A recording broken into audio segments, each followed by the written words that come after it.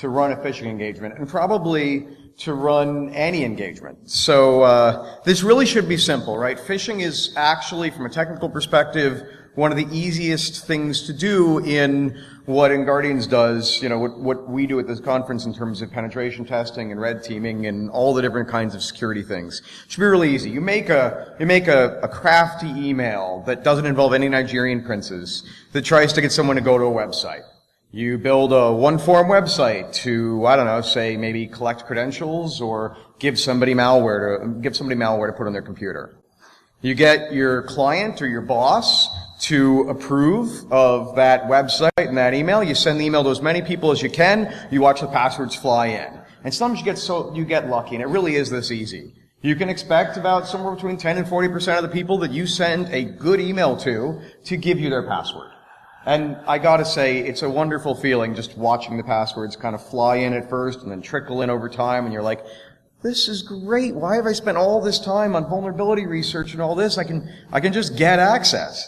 And, to that end, one of my colleagues, Larry Pesci, once had a phishing campaign with a success rate in excess of 100%. The deal was the company targeted, just a small subset of its employees, and his call to action, give us your password or we're cutting your access off, and you're gonna get fired, and the building's gonna burn down, and it's all gonna be your fault. That call to action scared the crap out of them well enough that they not only gave them their password, they forwarded it around to other people who hadn't gotten the email. They went and forwarded it to their other email accounts, and they sent it to those privileged separated accounts, the one that didn't get email. They're like, oh, my DA account, I don't want my domain admin account to get cut off. And so he did greater than 100%.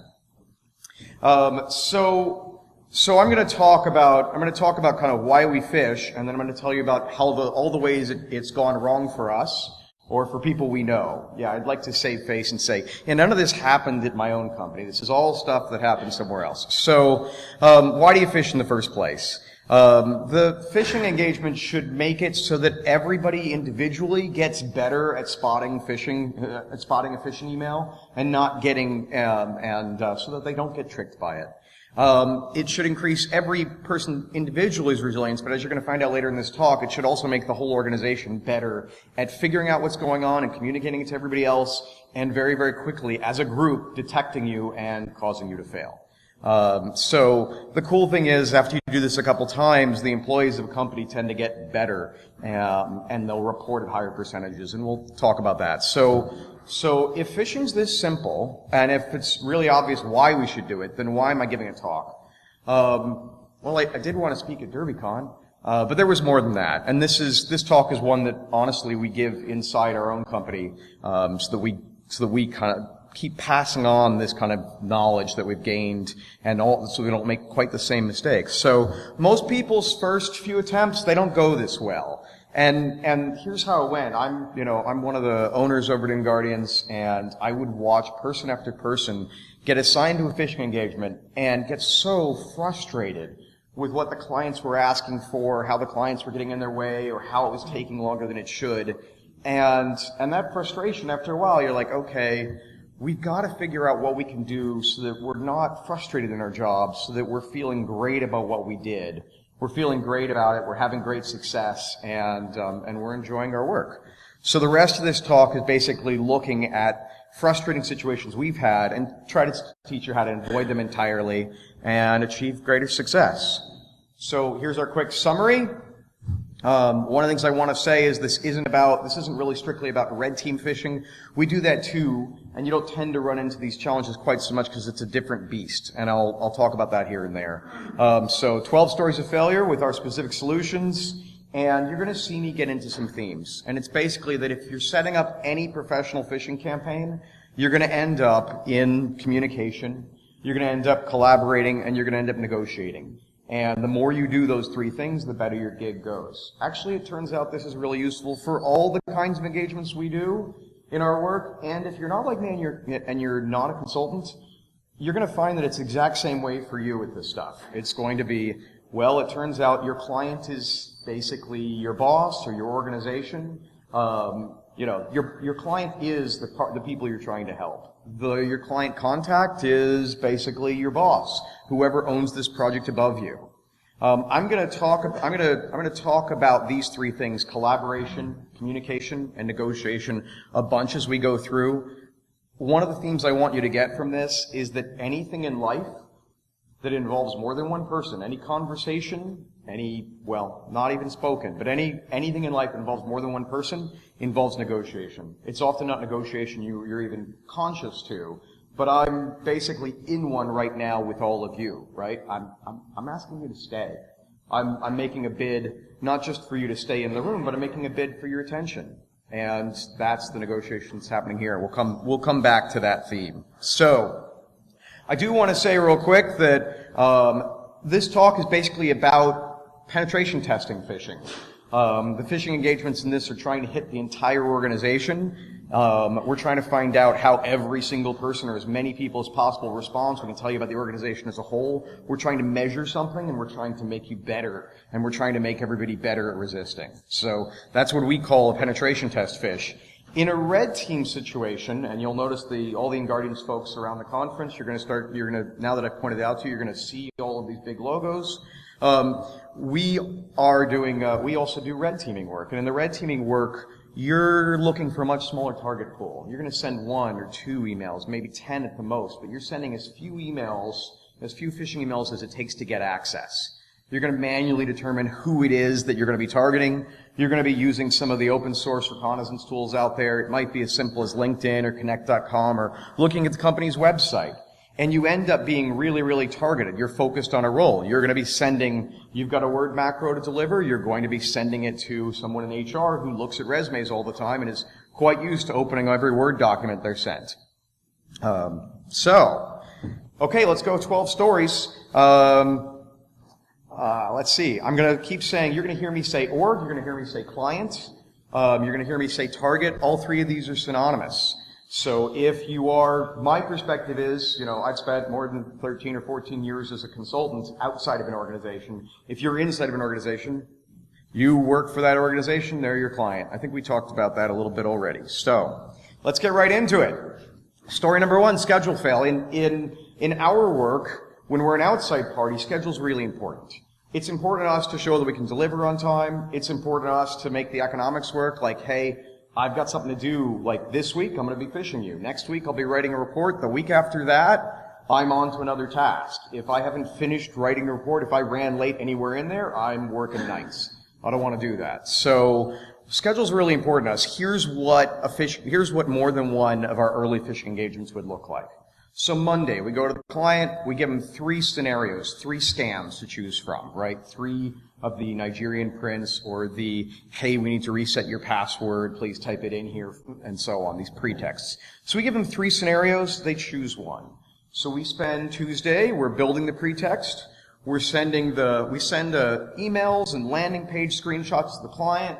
The client says, hey, could you change this wording here, and can you make this a little less tricky here, or what have you. So we make a change. On Wednesday, the client approves the email and the landing page text, and we're like, okay, we're going to take it easy. On Friday, we're going to be sending those emails. For the whole schedule to work, on Friday, we're going to be sending emails, so we're going to spend Thursday kind of starting to pre-write the report. And then we get to Thursday, and the client just thinks, yeah, maybe I should show this to my boss. Maybe the client's boss comes by and asks, like, hey, I heard you've got this phishing thing going on. Can you show me what you guys are going to do?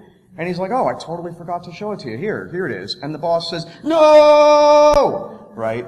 And says, you can't do that. You just, and for whatever reason, the client's boss is scared of your pretext. Like, you can't send out something that says that it's from the company's president. From now on, nobody will trust an email from the company's president. And so what happens to us? Well, we have to restart from day one. So we're on Thursday, we think we're sending emails tomorrow, and instead we're having conversations inside about how we have to change the schedule. We're going to need another week, or we're going to need another 3 days. We're going to come up with new things. This early on was the point where everyone starts getting mad at the client. And mad at the client, frustrated with the client, or frustrated with the people around you is just not a place of a lot of power and control in your work, and it sucks. So that's where we start saying, okay, what can we do to fix that? And the first fix for this is stand up and lead, son, right? Okay? So you've got to lead, you basically have to lead your organization through the process from the beginning. And that means you've got to tell them what you're going to need to do before you even start brainstorming the pretexts. You're going to basically say, okay, I mean, like, we did a bunch of these, and finally I gave this a try. Okay, so this was one of the places I had a bunch of failure, and I went to the client and said, okay, this is our process. We are going to, on this day, give you some pretext choices. You're going to tell us what you like and what you don't like. We're going to do an edit. We're going to get ready for another round of edits, and so on. You're going to show this to people as early in the process as we can, and so on. So part of that meant I told them, as part of this, like, tell me on day 0, tell me before we even start giving you pretext ideas. Tell me who it is that can veto that pretext. And I want to tell them, I want to say, tell me who can veto, but I also want it to be as important to the client as it is to me. So I want to tell them this story of, like, what happens when we get a late stage veto. Like, that we have that Monday through Thursday start over thing. And that story is really, really helpful. Now I need to set deadlines and tell everybody when they have to accept the pretext by, if they want this to all finish on time. And the next part for me is I'm going to prototype the pretexts. I'm not going to do all the work to build a dynamic website and all that until I've gotten them to say okay on the first part. What else can I do? I can actually involve the client and maybe that boss who might veto in creating those pretexts. And if I involve them, there's a heck of a lot less chance that they're going to object at the last minute because they were involved from the beginning. And if they thought of somebody who might object, they might involve them. You get pretty wide. You start realizing that there are more people involved than just the 2 people that are on the phone when you call your client contact, you call your boss. So the last part for me is realize you're in a negotiation. And now rock it accordingly. Realize it's a multi-party negotiation. Not all the parties are here. What do you want to do about that? Do you want to get them on the call too? Do you want to meet with them? Do you want to say, okay, let's get the set of people who can veto down? This is the great thing about any engagement, whether it's whether you're inside or outside a company. You basically can say, this is how it's going to go. And by saying that early on, everyone starts following the plan. And if anyone's like, that's not going to work, you get that conversation to happen early, and now you change the plan, and everything goes a heck of a lot better than than afterwards. So I want to say the other part of this for me is just realizing that anything you do is about leadership. Doesn't matter what your position is. You can be the lowest person on the totem pole in your group, and if a project belongs to you, you've got to lead that project. You've got to lead anybody who's involved in that. And you can read books on managing up and managing laterally, but you have to lead. Someone has to stand up and lead, and that's your job. If you don't do it, someone else will stand up, and they may not know this area as much as you, or they may not care about it as much as you. The other biggie is basically you think through what the plan is. You're gonna see a bunch of our mistakes, and these can be really useful. Think through what could go wrong beforehand, and figure out how you're going to account for it. I'm telling you 12 things that have gone wrong for us and what we did. You can kind of do this thought exercise rather than playing it out in real life the way I did. So the other part is describe your plan, do it with confidence. That confident voice tells everyone, like, yeah, I thought this through, I know what I'm doing. But then, at the same time, that can bowl people over, that like, I thought this through, this is the plan, can bowl people over. You have to listen. You have to ask people, like, are we missing anything? Anybody, you have to basically encourage objections. And then, when those come up, don't get stymied. Just be ready to negotiate and get creative. And we'll talk about that some more. Short version for us, one of the things that we've learned in Guardians, in our work, is if we communicate more in general, and if we communicate more in the beginning, we'll spend a lot less time having to communicate the way we don't like. Talking about our frustrations, about how it didn't work, saying it's not my fault, it's someone else's fault, and just overall being upset that things didn't go as well as we like. Has anybody had anything in their work that didn't go as well as they like? They kind of regret it? Just want to make sure it's not just me, because if I'm the only one, then well, okay, this is still fun. I can tell you all my fails, but Okay.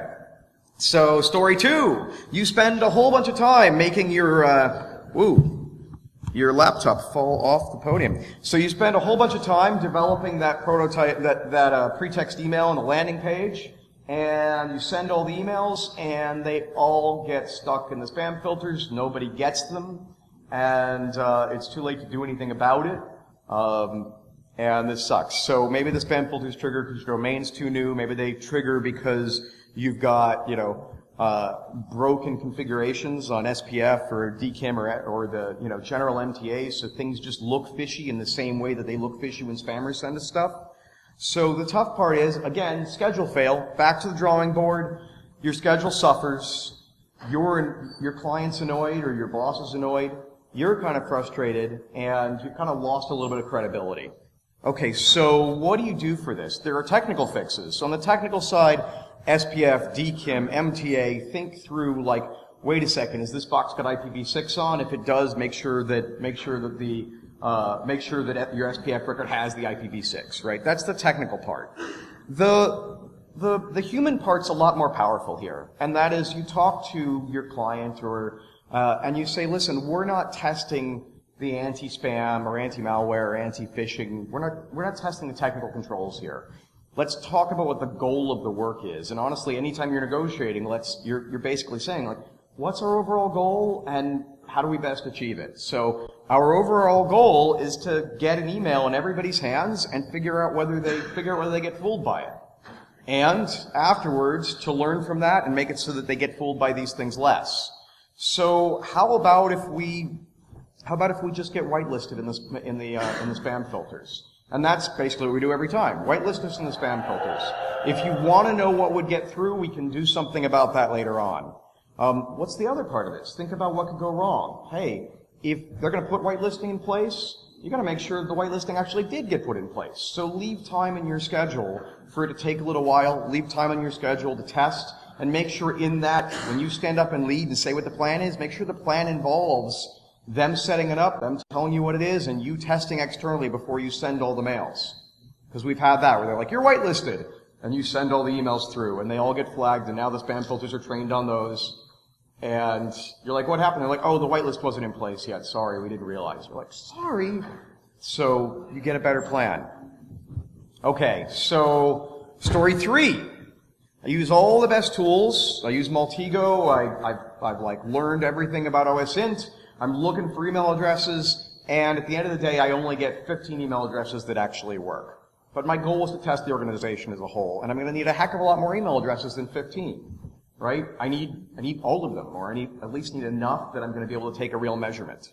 And it's not fair, right? So as somebody who can't break the law, I don't get to do, or can't break my client's, mail infrastructure. I don't get to do the same thing they do. I'm not going to buy mailing lists. I'm not going to hack machines and get email addresses that way. I'm not going to do something that one of our guys may or may not have. No, none of our guys did this. But Bob. This guy I know named Bob might have, at some point, been working on doing a phishing exercise against a hospital and set up and sniffed all of their pager traffic and got email addresses out of the pagers. So no, that's not something I would do. But the bad guys get to do that, and we don't. So what do you do about that? Let's just stipulate. Like, right, if you hear lawyers in court, they talk about stipulating something. So let's just stipulate that any attacker could get a very comprehensive list of email addresses. They could brute force the mail servers. They could do that very slowly over the course of a year until they've gotten every possible email address that will work in your organization, at least the ones that are 8 characters or less. So at this point, realize I'm in a negotiation with the client. Maybe the client says, damn it, I really wanted this to be realistic. I wanted to know how many email addresses you could get. It's like, okay, how about this? We'll find all the email addresses we can get. It might be 15, it might be 400. And let's make part of the plan that once I give you those email addresses, in exchange, you're going to give me a complete set of email addresses. We'll fish with a complete set of email addresses, and you'll know what would have happened if we had the less complete set. You can even look at the results with using only the email addresses we got. So we both get to achieve our goal. My client gets to find out what email addresses I could find, and he gets to have that realism, and he can even see the report structured that way. And I get to get what I wanted, which was, in my mind, the goal was to test every single person in the organization. Are you seeing that kind of trick? That's another part of just, I'm negotiating, I'm getting creative. What is my client says, no, I want to keep it like that. And early on, what would happen in my work is we'd say, okay, the client said we had to do it that way. And we'd feel kind of stuck, and we'd be annoyed with our client because our client didn't get it, right? But that complaint is no fun. What's fun is figuring out something creative and finding a way around it and getting the client what they sought, giving the client what we know they need, and having everybody win. Okay, next story. I loved this one. I did this one.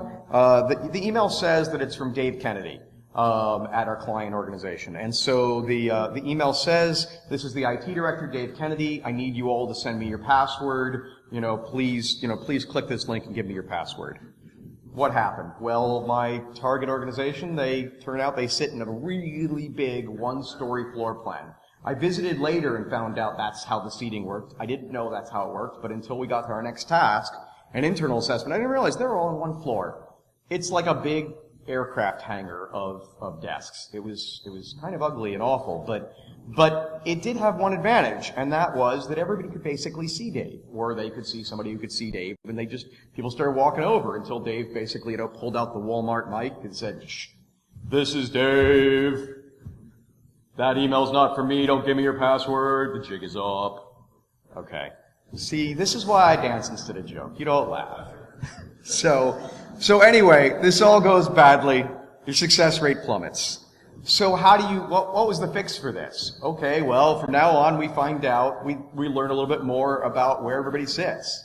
So I want to learn, where do they sit? How do they communicate? What's the escalation procedure? What's going to happen when the first person who realizes that this is a scam finds out? Are they going to call the help desk? If they're going to call the help desk, maybe I need to get the help desk involved and say, "Hey guys, can you give us a pass on this one? This one is your partner. This is an internal thing, or this is, or we're your pen test partner."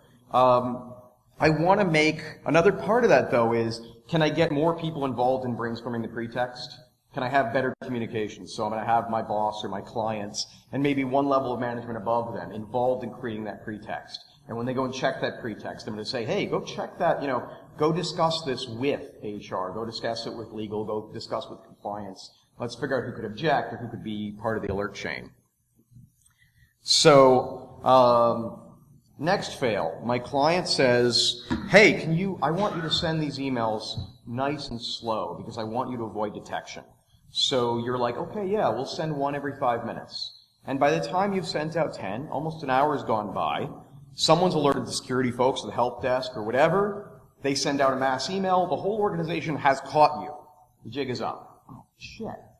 Low and slow was not sneaky. Turned out low and slow was very, very unsneaky. I need to go a heck of a lot faster. I do like this, though. The organization caught me, right? They caught me by all talking to each other. They weren't just relying on each one person to say that's a scam. That's not what I was trying to measure, but it was a really cool result to find. And that's part of what I like about phishing is that you end up getting to improve that. So as far as I'm concerned, it's all about speed. It's all about speed, and you should take as much speed as you can. No. This is not about amphetamines. Okay, so phishing's all about speed. You have to rush.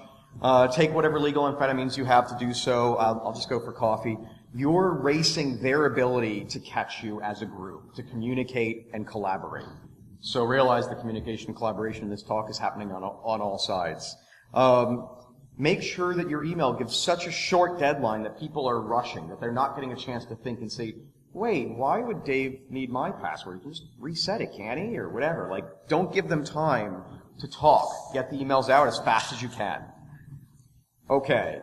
Next fail. We have the case where you're like, this is your first phishing exercise, and you do what you've always read about in the books, and your domain is the client's domain with the L changed to a 1, or with one of the L's pulled out, right? That's the kind of I can get that domain, I can get a cert for the domain, everyone's going to be fooled. And then you realize what we realized really quickly. This is the one thing that everybody's really well trained at. They're looking to see, is the domain just like ours, but a little different. And so, none of them are fooled. Well, okay, a few still get fooled anyway. You always get somebody, and that's great. I love phishing. But not enough of them are fooled. You need a better domain choice. So here's some of the ideas that we've had. We've done things like said, and I've got some of the people in this room who actually, steered us in this direction. They're like, maybe it's client-benefits.com. That sounds good enough. Maybe it's a subdomain. We have like client's name dot, my health benefits. Shit, did I just ruin one of our domains? Okay, well, please don't blacklist these domains. We like them. Figure out what'll work. And part of figuring out what'll work is talk to your client. We've talked about that. And they'll often have the best ideas for pretexts. They've been hoping for this for a long time. But also go and talk to your colleagues. Like, I'm going to go and say, hey, John, I was thinking about using Eli Lilly with one L changed. And John will be like, dude, I've been there, I've done that. It doesn't work. It doesn't work bad. Don't even, how about, what if you tried this? And you collaborate, and you get much better results. That's honestly one of the strongest things in InGuardians. It's one of our greatest strengths at InGuardians, is that we're all talking as we're working, and we're all helping each other out. We're all learning from each other, and it makes us much, much stronger. So what if, in that story right now where I chose the boneheaded domain of Eli Lilly with one L changed, what if it's the client who asked for that? What if the client didn't just ask for it, they told you had to, right? Like, we've all had that experience where we think we have no choice. The boss just said, we have to do this. And maybe the boss didn't mean it quite that way, maybe he did. But we might have taken it that way. So this is where I'll come back to my theme, that phishing is about collaborating, communicating, and negotiating. The easiest way to lose out in a negotiation is to not realize you're in one. Okay, sure, the client said you had to use that domain.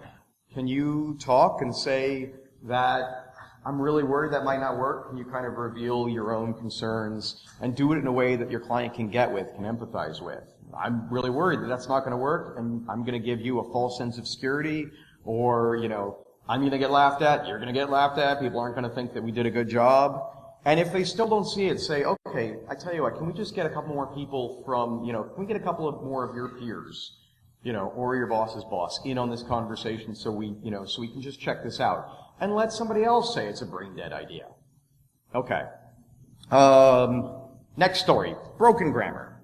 We've gotten this one a lot. This is one of the biggest things that's ever frustrated our people is when the client says, hey, I want you to use broken grammar and bad spelling, because I get tons of these phishing emails and they always have broken grammar and bad spelling. And I want this to be realistic.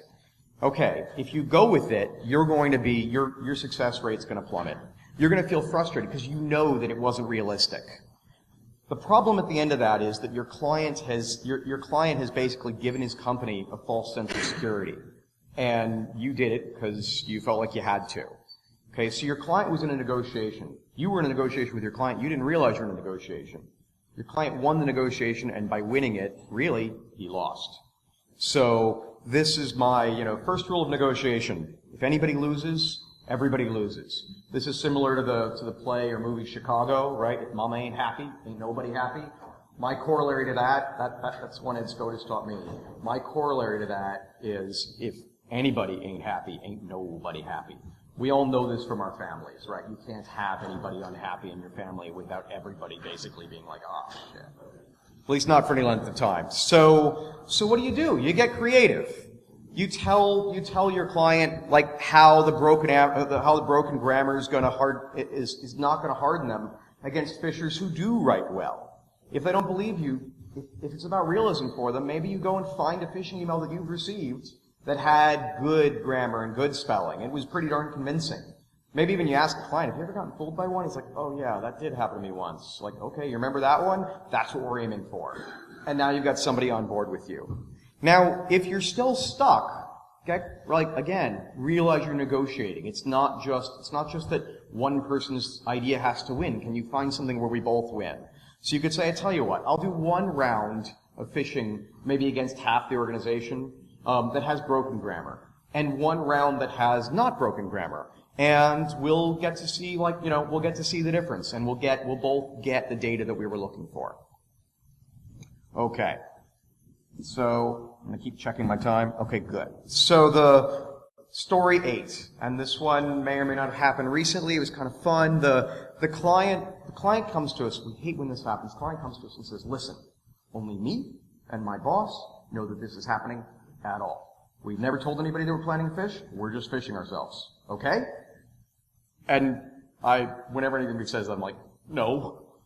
Right? So what happened to us one time when we did that? Nobody else is going to hear. We're like, but we really think it should involve legal, and if you guys have compliance, involve them, maybe tell the help desk about it. They're like, no, no one's going to know.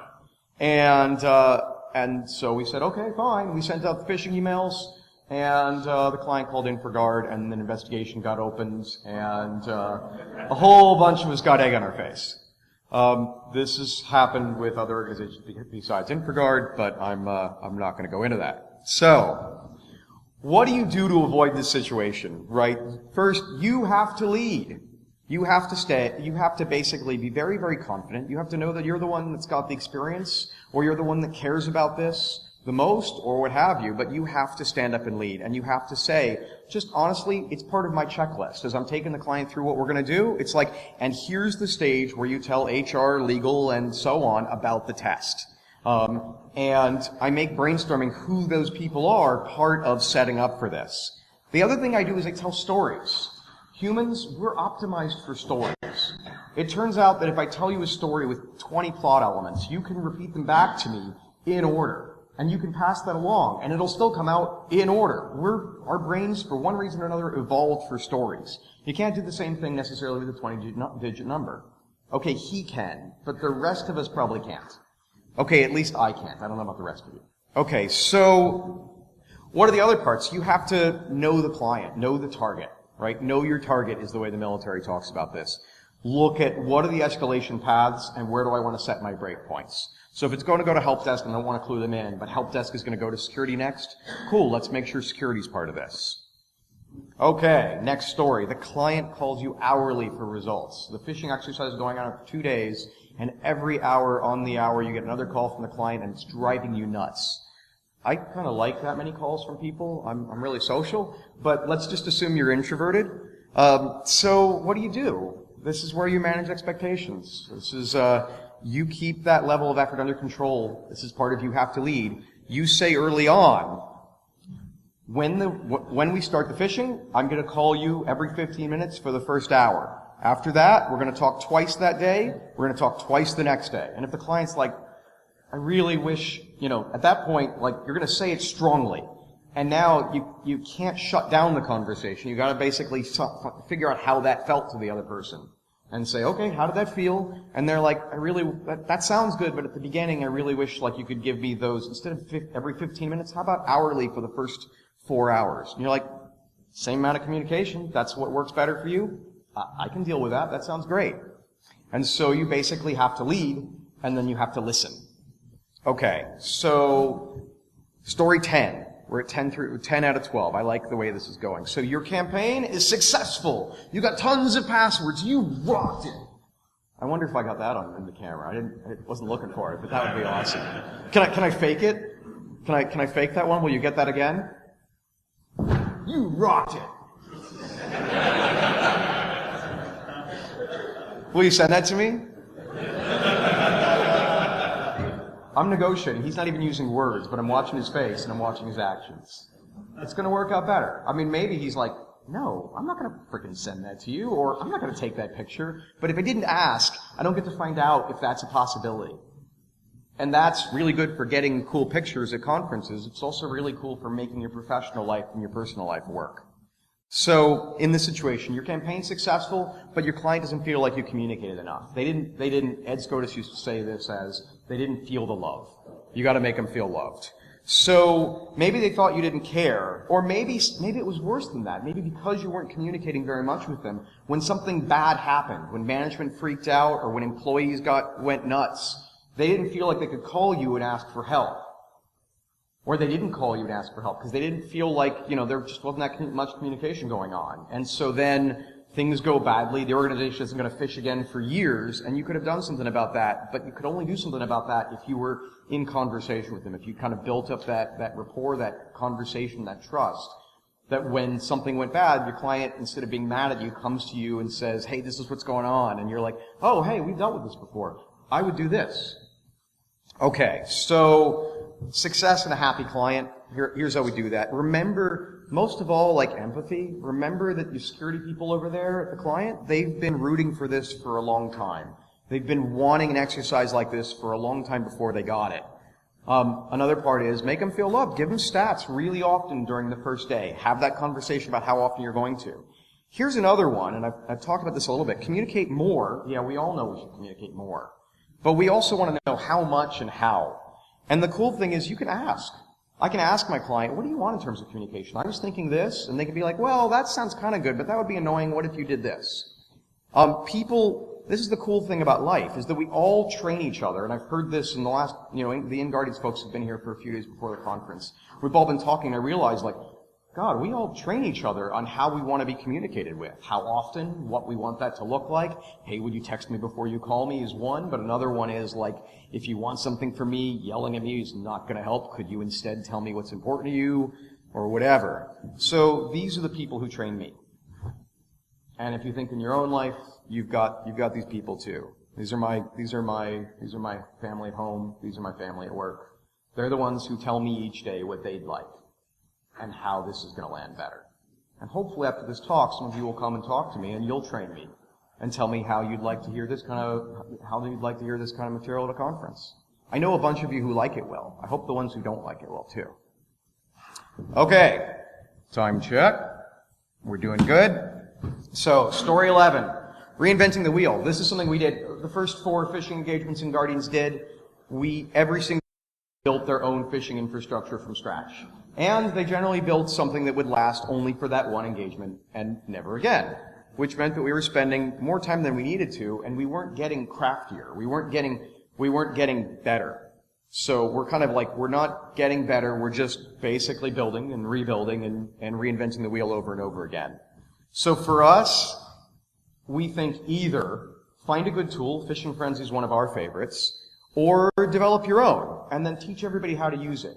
If it's important to you, you've got to talk to people. You've got to talk to a lot of people. I got frustrated. It's I built a tool, it's really good, and no one's using it. It's oh, well, did I go around and tell people about it? Did I do my part in making sure that they knew that it existed? Did I train some people on the tool so that I made it so I made it easier for them to get into it and easier for them to go where I wanted them to go?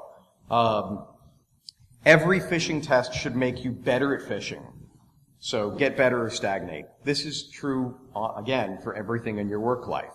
So for us, it's kind of we created some mail servers and we've stopped creating new mail servers. At this point, we know that every time that we use a phishing mail server, we're going to use one of the existing ones with new domains, but we've made it really easy to switch over the domains. I started out, like many of us in security, as a system administrator, where I learned the rule of enlightened laziness out of Larry Pearl's Programming Perl O'Reilly book. And it basically said, automate everything you can. If you're going to do it twice, automate it. Heck, if you're going to do it once, probably automate it. But automate everything you can. Let your laziness, let your own desire to not redo something over and over again and have that be boring, end up saving you time and making it so that you can take time and truly create. And that way you can actually up it and up it and up it. So, last story, unknown impact. We did a ton of phishing engagements, and we never found out from a client. We never went and asked the client, hey, what was the impact? Are you guys getting better reporting? Are you guys, are people getting caught just as much by phishing after as before? And eventually what happened was a client came to us and said, hey, I wanted to let you know, here's a slide that I presented to our board. And I'm like, to your board? Wow, I like that. And he said, this is what happened. Before your phishing engagement, our reporting rates on phishing scams were at this level. Afterwards, they jumped up to this level. And people are way better at calling help desk and telling them something's going on. And I found that when the client told me that, I got this kind of joy and I got satisfaction knowing that what I was doing was making some kind of a difference. And often communicating is the only way you do that. Go and ask what kind of difference you're making. How did that work for you? I think everyone's probably getting this talk isn't really about phishing. I mean, it is. We're talking about phishing entirely. This is really useful stuff for phishing. But this is kind of like Jay's rules for life, whether it's, life with your family, life inside your company, life with your client. This is just stuff that really, really, really helps. Ask the people you're interacting with how that interaction went afterwards. What did they get out of it? And you'll be surprised how much joy you get out of people saying, you know, I know that call was really hard. I know we were fighting, and I was so happy for it. I learned so much, or I felt so much closer to you, or whatever. Oh, last slide. I've been presenting for a very long time at these conferences since 1999. Somewhere in the middle, I had this much hair. Now I get this much. I lost my hair by not following this kind of advice. So I hope that you will have much more joyous, less stressful, and less hair-losing careers. Thank you very much.